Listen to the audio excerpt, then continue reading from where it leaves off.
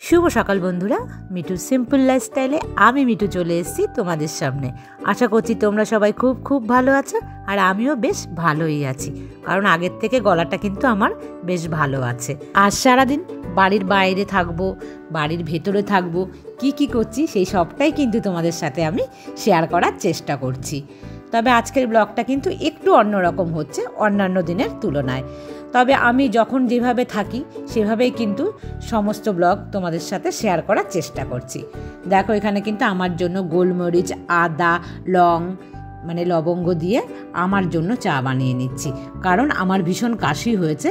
আর এই চাটা বানিয়ে আমি আজকে 2 দিন ধরে খাচ্ছি, তো বেশ কিন্তু আমি উপকার পাচ্ছি। আর তারপরে আমি চলে আসছি দুপুরে কি রান্না হবে তার ব্যবস্থা নিতে। অনেক সকাল সকাল কিন্তু, এখন প্রায় কটা বাজে বলো তো, 8:30 মতন বাজে।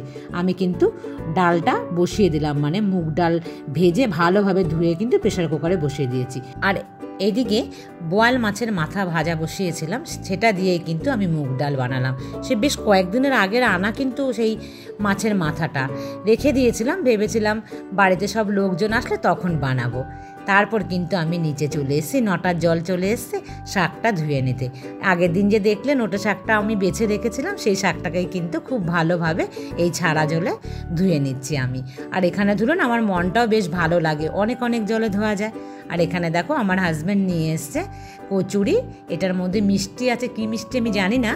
আর ওখানে আছে যে কচুরির সাথে সবজি থাকে সেটা।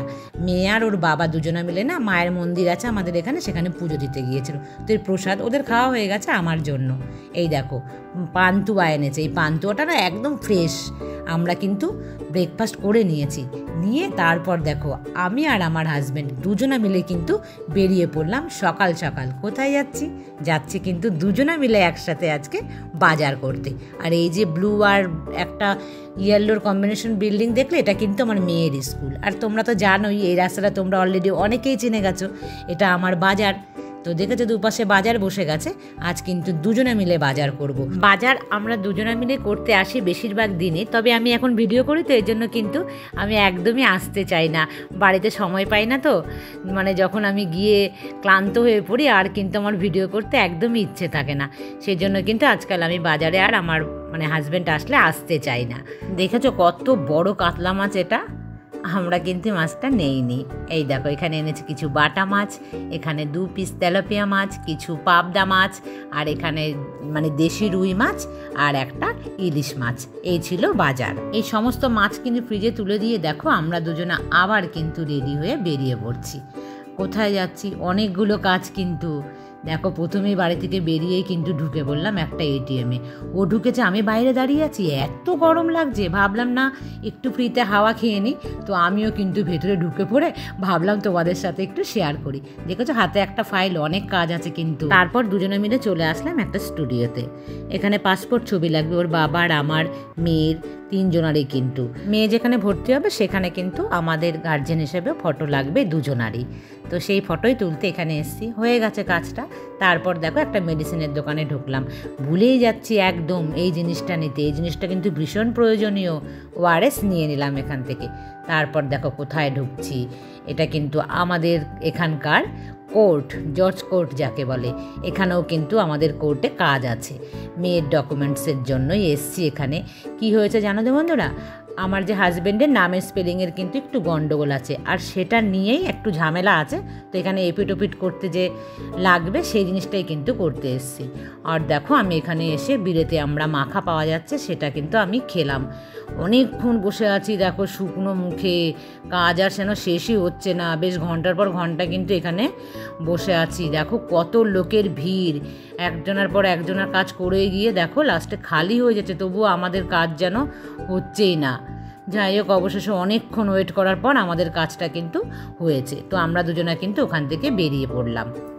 এখন কিন্তু ভীষণ রোদের তাপ, একদম মধ্য গগনে সূর্য আছে, ভীষণ গরম লাগছে। কিন্তু বেশ কিছু কেনাকাটা আছে, ছোটোখাটো জিনিস, মনেই থাকছে না বারবার, জানো তো এটা কিনলে ওটা মনে পড়ছে, ওটা কিনলে সেটা মনে পড়ছে, এরকম হয়েই যাচ্ছে লাস্ট অবধি।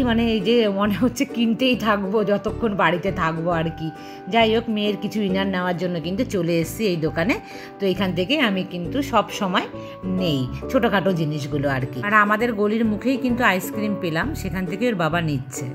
এখন বাজে 1:35, এই সময় কিন্তু বাড়ি আসলাম। আর সাথে দেখো নিয়ে এসছি, এটা দেখতেই পেলে, এটার মধ্যে আছে আইসক্রিম। তো এটাকে এক্ষুনি কিন্তু ফ্রিজে ঢুকিয়ে দিই, নাহলে এটা গরম হয়ে যাবে। আমি কিন্তু খাবো না, অবশ্যই আইসক্রিম খাবো না, আমার ভীষণ কাশি।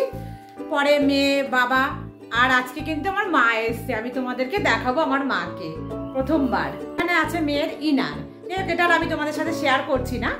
আর এখানে আছে কিছু চিপস, কেক, এই ধরনের বিস্কিট, পাপড়। এইগুলো কিন্তু কাল যাবো আমরা যেখানে, সেখানে নিয়ে যাবো। আর কোথায় যাচ্ছি না যাচ্ছি তোমরা কিন্তু আমার ভিডিওর সাথেই থাকো, তাহলে তোমরা বুঝতে পারবে যে আমরা কোথায় যাচ্ছি। এখন আমি স্নান করব, আর আমি পুজো দেবো না আজকে, মা পুজো দেবে, মানে যে মা পুজো দিয়ে দিয়েছে অলরেডি। তো আমি কিন্তু এখন একটুখানি ঠান্ডা হয়ে নিই, তারপরে স্নান করে পরে তোমাদের সামনে আসছি। তোমাদের সাথে কথা বলার পর আমি হাত ধুতে গিয়েছি। যতবার আমি হ্যান্ড ওয়াশ দিয়ে মানে হাত ধুই, ততবারই আমার মনে পড়ে যে এখানকার তো হ্যান্ড ওয়াশটা শেষ হয়ে গেছে, বেশ কয়েকদিনই কিন্তু হয়েছে, মনেই থাকছে না একদম যে ঢেলে রাখবো। এক্ষুনি কিন্তু আমি সেটা ঢেলে রাখছি। আর দেখো, এটাকে কিন্তু এইভাবে ঢেলে এর ভেতরে ঢুকিয়ে রাখতে হয়।